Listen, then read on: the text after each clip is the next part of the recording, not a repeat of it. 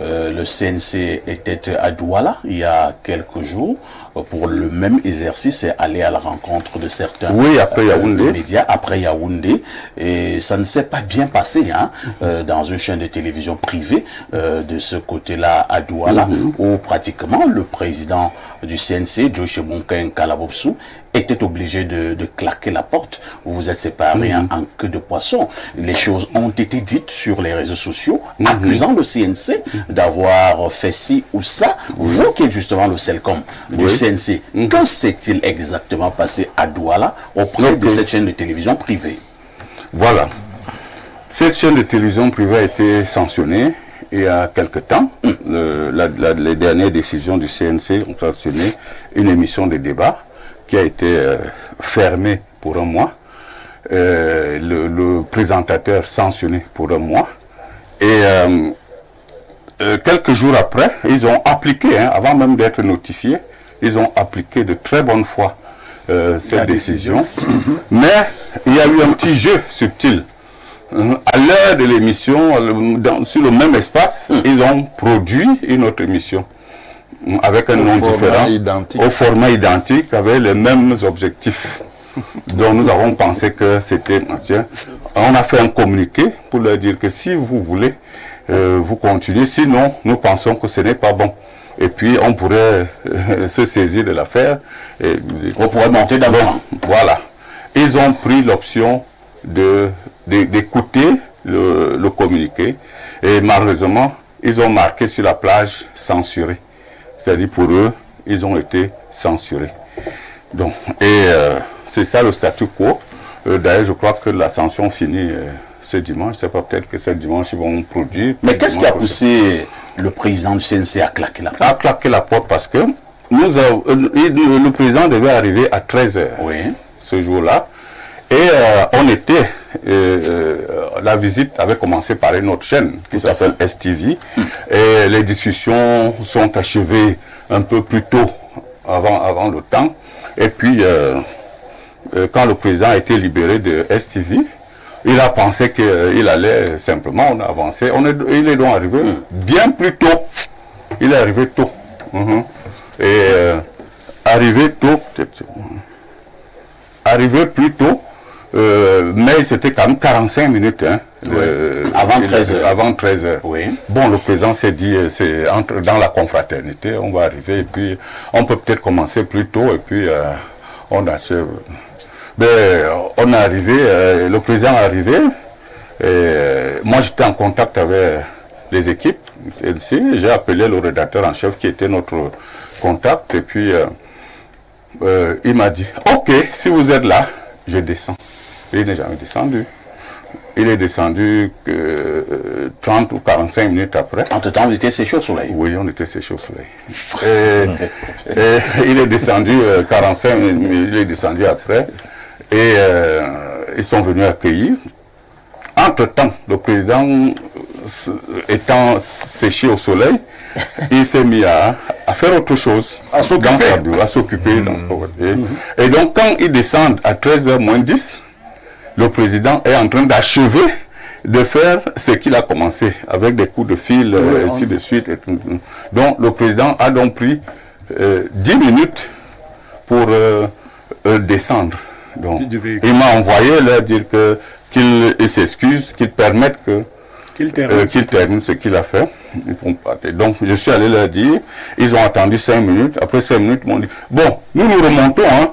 Quand il aura fini, faites-nous signe, on redescendra. C'est ce qui s'est passé. Ils sont remontés. Et puis, 5 minutes ou 10 minutes après, je les ai appelés et que nous avons fini. Le président est descendu.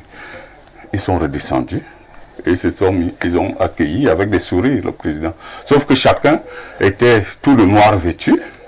Et puis on a pris l'ascenseur, nous sommes arrivés au lieu de la réception. Et puis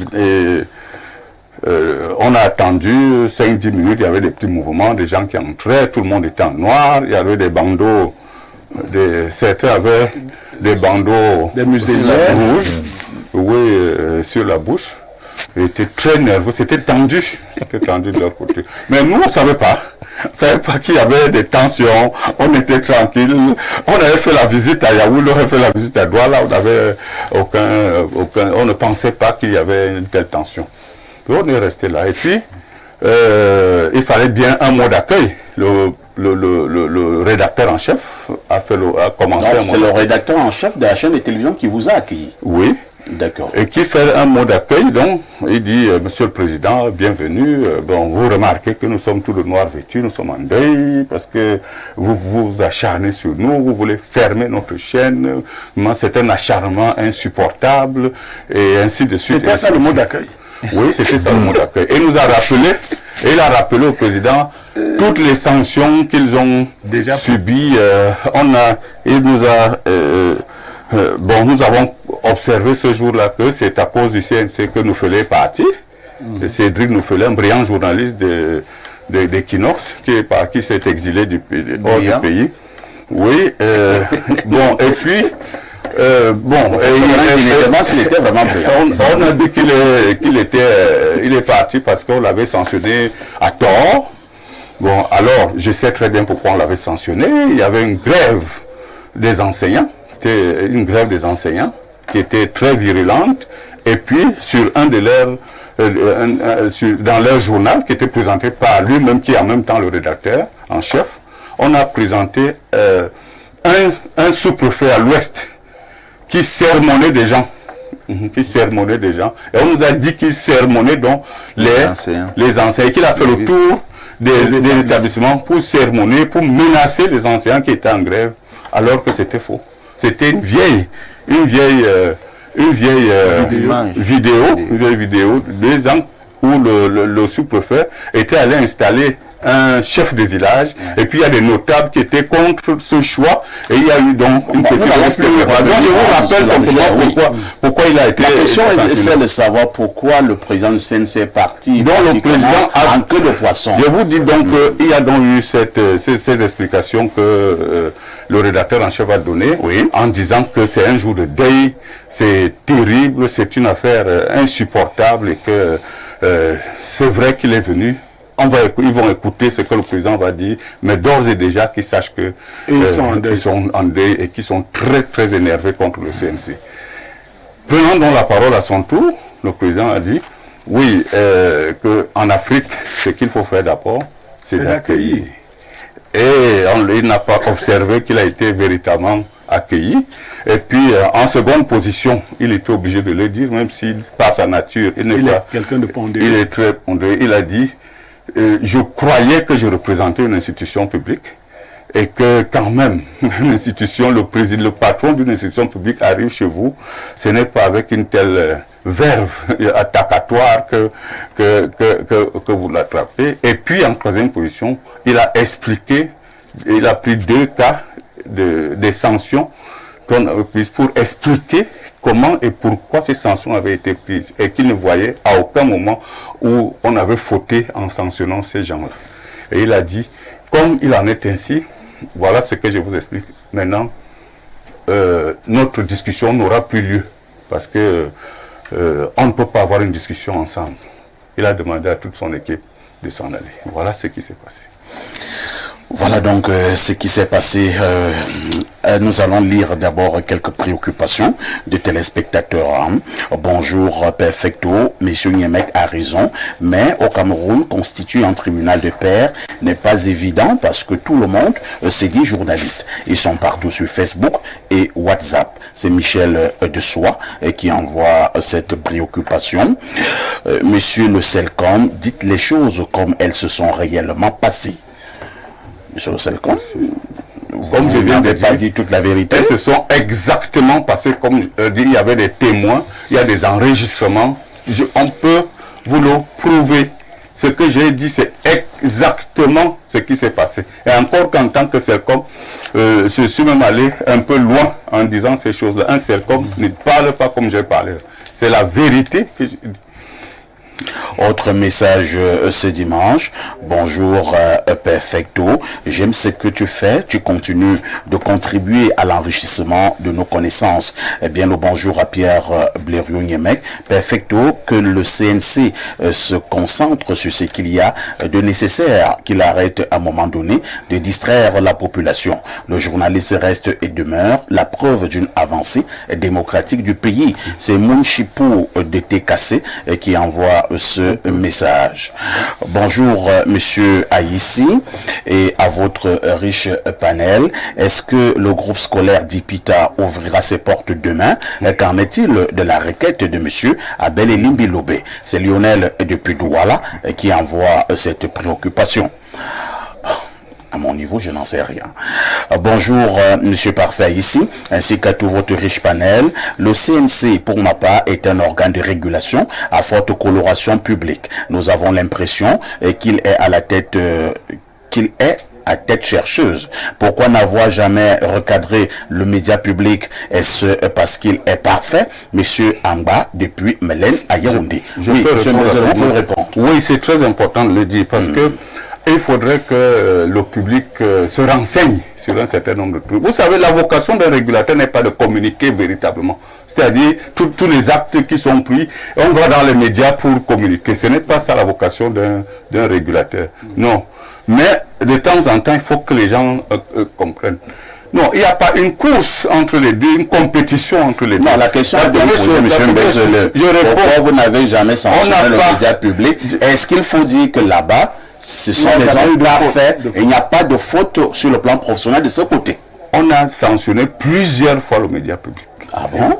Vous connaissez une présentatrice du journal télévisé qui avait fait une erreur sur la France. Elle a été sanctionnée.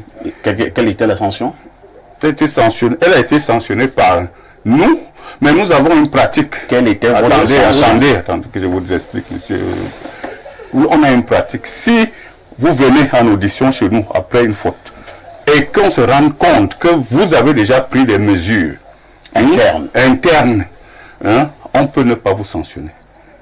Mais est-ce que le CNC est un organe de la CRTV? La CRTV prend ses mesures internes. Le CNC peut prendre également ses mesures en tant que régulateur. On a fait ça plusieurs fois pour la presse privée, pour les journaux privés. On peut donc comprendre que vous n'avez pas sanctionné la fameuse mesure. Nous avons sanctionné. Quelle était la sanction?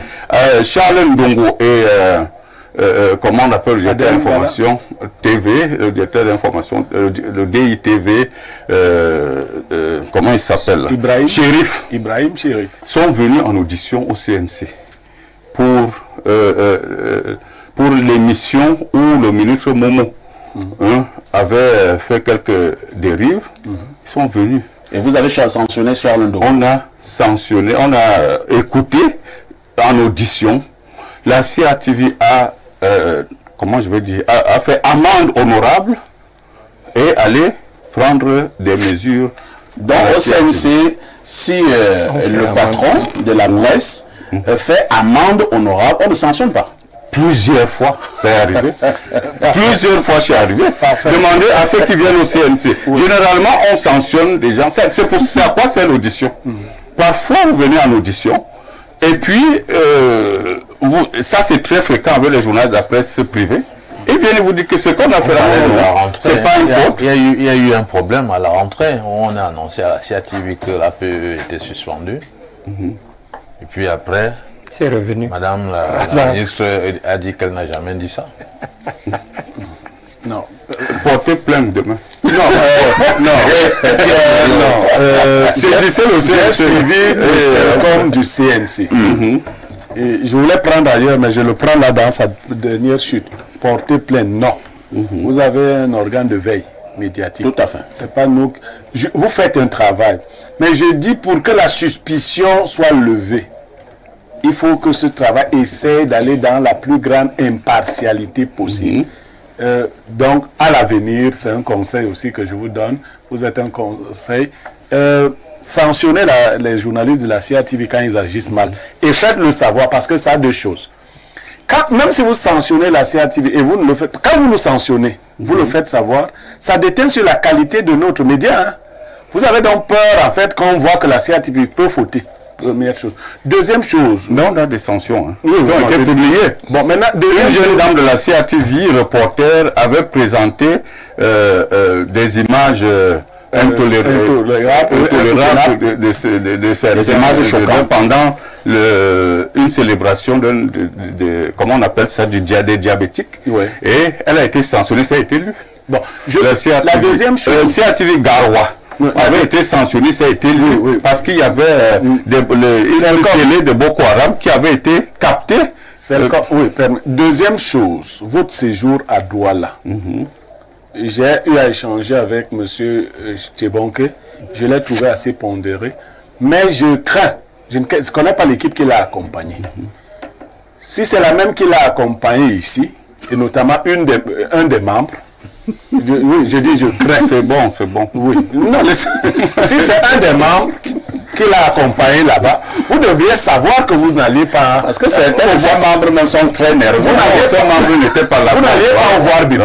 Ça, il fallait le savoir. Et la guerre psychologique, c'est vrai, je ne vais pas commenter les attitudes des confrères d'Equinox. Ça, je me réserve de le faire. Mais ils étaient avec vous dans une guerre psychologique. Je regrette que vous ayez cédé à la provocation. Peut-être que vous n'étiez pas suffisamment préparé qu'il y aurait de la provocation. Moi, j'aurais souhaité que vous restiez là-bas jusqu'à ce que Equinox cède et qu'il vous chasse. Parce que ça aussi, ça aurait pu arriver. Vous avez cédé à la provocation. À l'avenir, le régulateur n'est pas celui qui fuit. Vraiment, je reste chez vous. Vous ne pouvez pas chasser un régulateur. La logique que j'ai avec vous, là, c'est la même que j'ai conservée dans mes autres analyses. Parce que Equinox aussi, là, s'est comporté comme un organe dont nous allons parler maintenant vis-à-vis du MINSEP. Nous allons lire d'autres messages. CNC est un panier à crabe pour la presse privée. Autre préoccupation c'est dimanche. Alors, bonjour et beaucoup de courage pour vos thèmes. Je suis très désolé des jeux de mots du professeur Owona, car le CNC ne joue pas son rôle, mais plutôt la police contre des élections politiques où se trouvent des hommes des partis de l'opposition. Cependant, j'ai dénoncé, écrit au CNC contre certaines chaînes de télévision et bouquets qui présentent les films des pratiques contre nature, des dépravations de nos mœurs aux heures où nos enfants sont devant nos écrans, dans nos maisons, mais après cela, ces scènes se sont plutôt multipliées. Jusqu'aujourd'hui, ils ne parlent plus de ça. Alors, où sont donc leurs missions? C'est Patrice Chris Guidjol, président du mouvement Debout contre la dépénalisation de l'homosexualité dans notre pays. Mais je souhaite que c'est un travail de longue haleine. Hein. Vous savez bien que nous avons réussi à fermer ou alors à ne plus faire diffuser une chaîne du Bouquet Canal ici pour cette raison-là. Hein, la publication des images prônant l'homosexualité. Et ça a été fait. Et ils ont enlevé les images, ils ont fait amende honorable, ainsi de suite, ainsi de suite. Mais c'est un travail de longue haleine. C'est une culture qui est en train de s'installer et pour ôter cela du spectre national camerounais, c'est un gros boulot. Il faudrait que nous soyons plutôt aidés au lieu que nous soyons pris à partie. Non.